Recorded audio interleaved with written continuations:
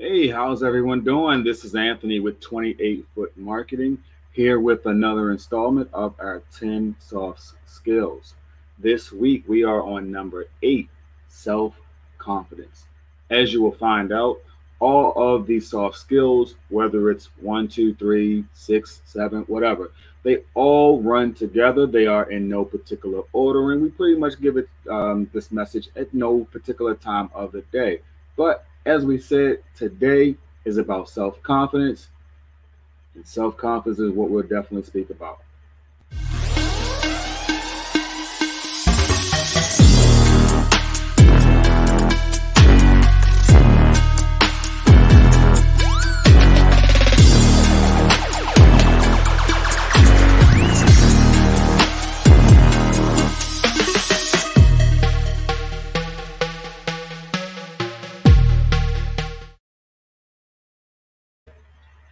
All right. Welcome back. So let's go ahead and jump right on into this.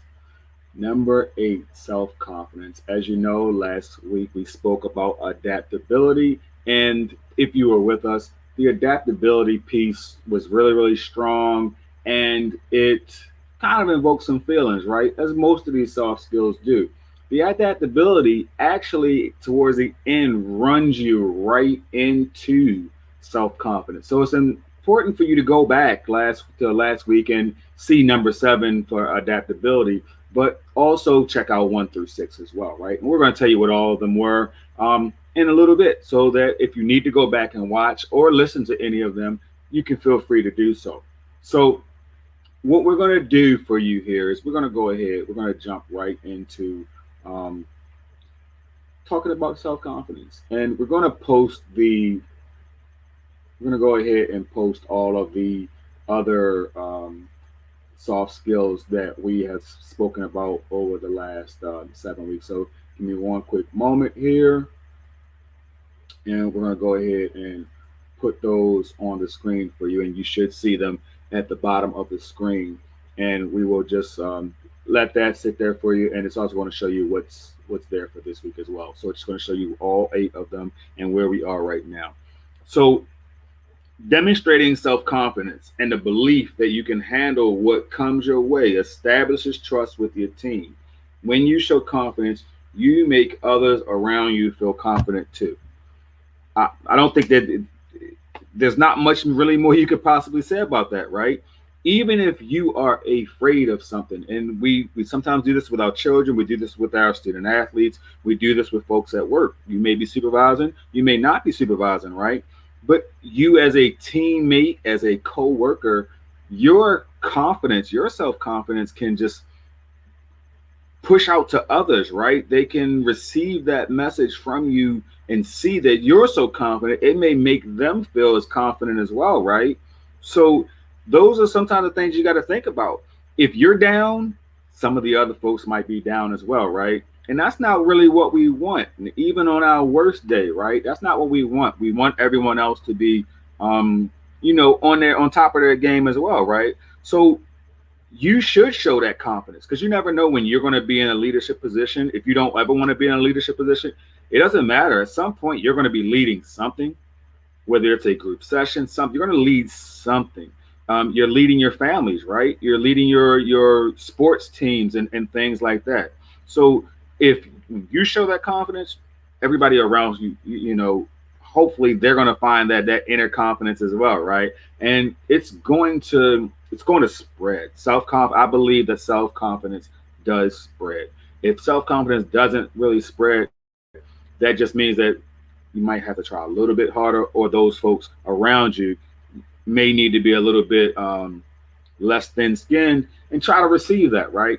So your self confidence is key, not only for you, even though it's self confidence, it can help to also build up someone else around you who is struggling with their own self confidence. So keep that in mind. So confidence is not arrogance. I repeat, confidence is not arrogance. All right. But rather a trust in your judgment and abilities. Because your judgment and your abilities at the end of the day are all that you're going to have, right? Along with your integrity, which is a whole nother story, right? those are what you're going to have at the end of the day. So remember, confidence isn't arrogance. It's not arrogance. So, people, they kind of mix the two together, and it's just really, really unfair. If you're an extremely confident person and you know what you're doing, you're about your business, then so be it. You're about your business. Your judgment and your skills are top notch. It just is what it is. You're confident. And once again, you're confident. Everybody else around you is going to be, more than likely they're getting confident as well. So, there are many common traits to keep in mind when building your self confidence. You have to be willing to listen to others' ideas and not be afraid to ask questions. I mean, this is, that whole thing about asking questions. Um, we did a session for some people a couple of days ago, um, in reference to speaking up. Well, speaking up is a big deal, right? Asking questions, when to ask the questions, what questions to ask, how not to offend folks, right?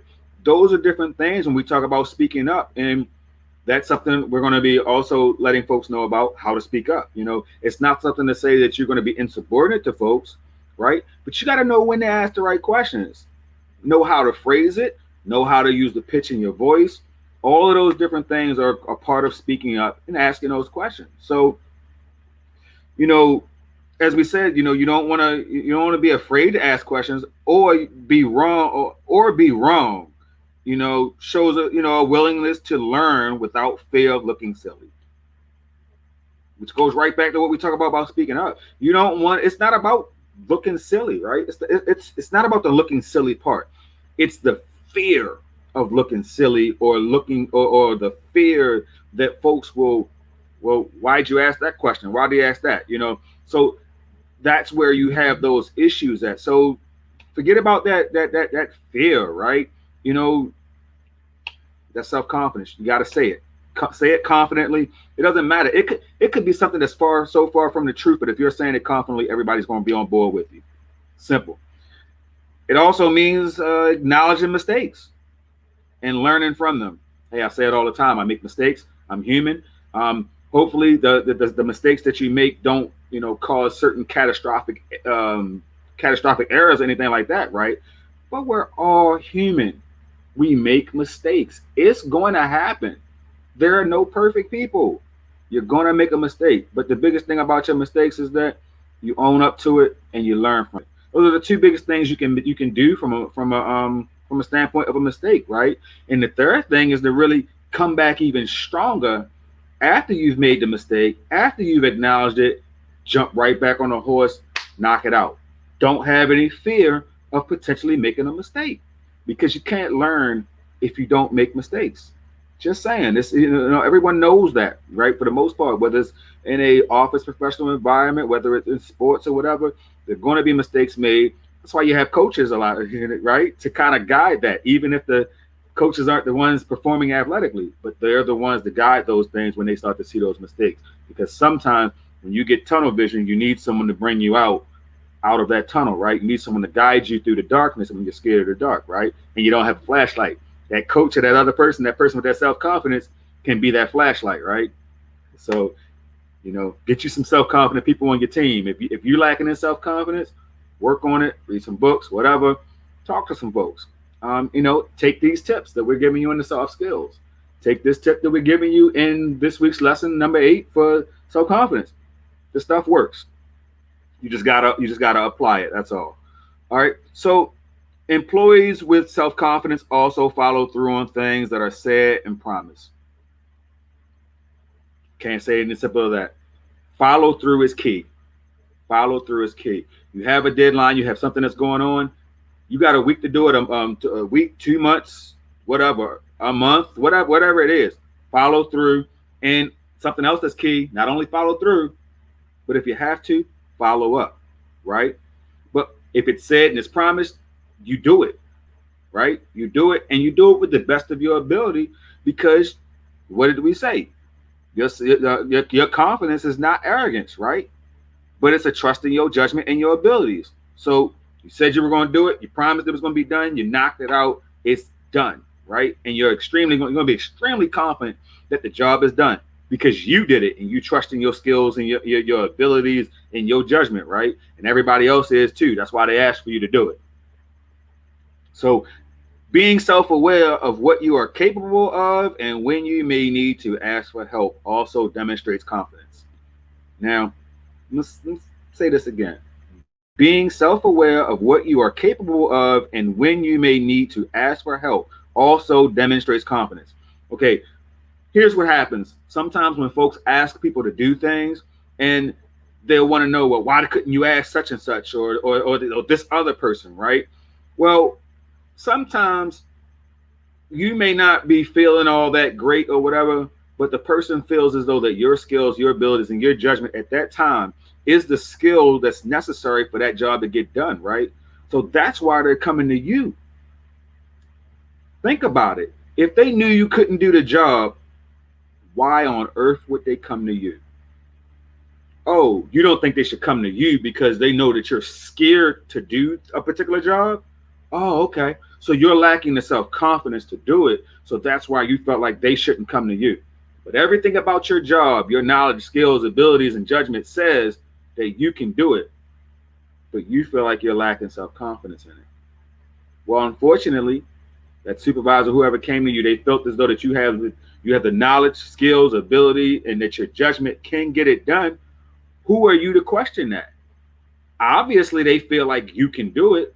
So you need to take that baton and and build your confidence off of that, because that's something that definitely should build your confidence. That someone can come to you and believe that even though you don't feel like you have the self-confidence to do it, that your knowledge, skills, ability, and that your judgment can get it done. You need to take that like as if like, yeah, I'm good. I can do this. As the photo says in the thumbnail, you got this. That's written in chalk on the ground. You know how we used to do back in the day? We draw everything in chalk on the streets, right? Depending on where you lived at. So you got this. That's all you got to tell yourself, because that's what they just told you when they asked you to do it, even though you feel as though you lack self-confidence in it. I'm just saying, this stuff works. Trust and believe it. So, I mean, that's rough. Yeah, they ask you gotta be aware, that you're capable. That's the bottom line. You are capable to get it done. So when the need arises and you get asked, go on, knock it out. Show that confidence, get it done, because the next project might be yours. The next promotion might be yours. Go get it. What we say, you got this, right? While self-confidence in the workplace can take time, it is a highly worthy skill to focus on and train your team in. Hey, even if you don't have a team that you are the supervisor and you lead them, your coworkers are still your team. You got somebody on your coworker that has less self-confidence than you possibly have, right? You know those folks. You know those folks you got to build up. You do it every day. You do it every day. You may do it subconsciously, but you do it every single day.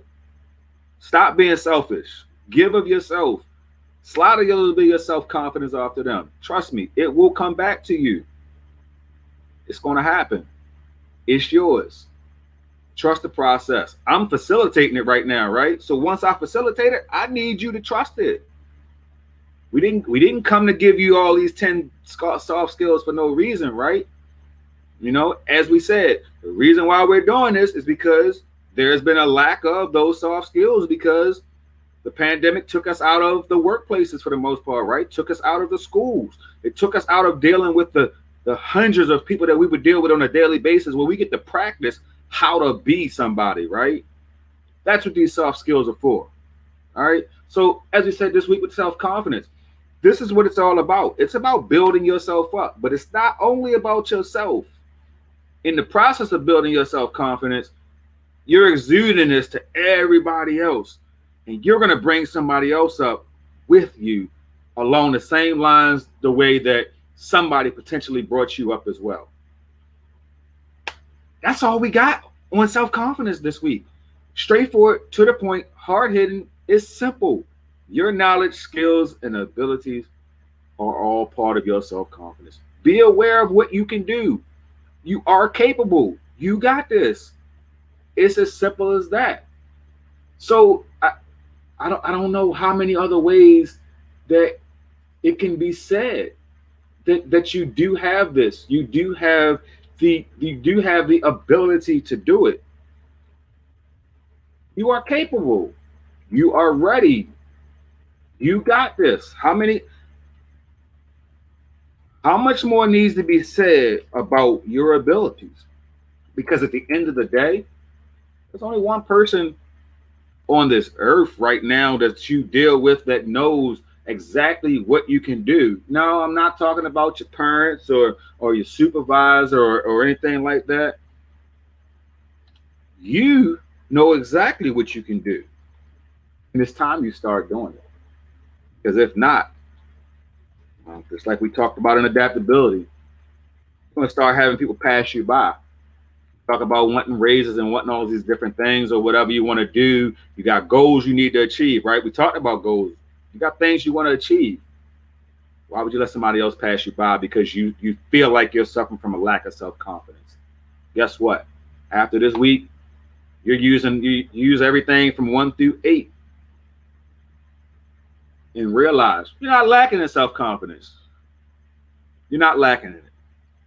You're just not pushing it out there. You're just not using it, and you're scared and you're afraid of your own capabilities. So that's enough preaching on that. So as we said, number 8 this week, self confidence. Of course, we hit that real hard, and on the screen you will see the all the soft skills that we've talked about over the past 8 weeks, and you're going to see what number 9 is going to be, which number 9 is the ability to learn. And as what each of these do, well, before that, I'm going to go back over what they are, just in case folks are just listening and not watching, so they can go back and look at them and build their soft skills. Number 1 was communication. 2 was teamwork. 3 was problem solving. 4 was time management. 5 was attitude. 6, work ethic. 7, adaptability.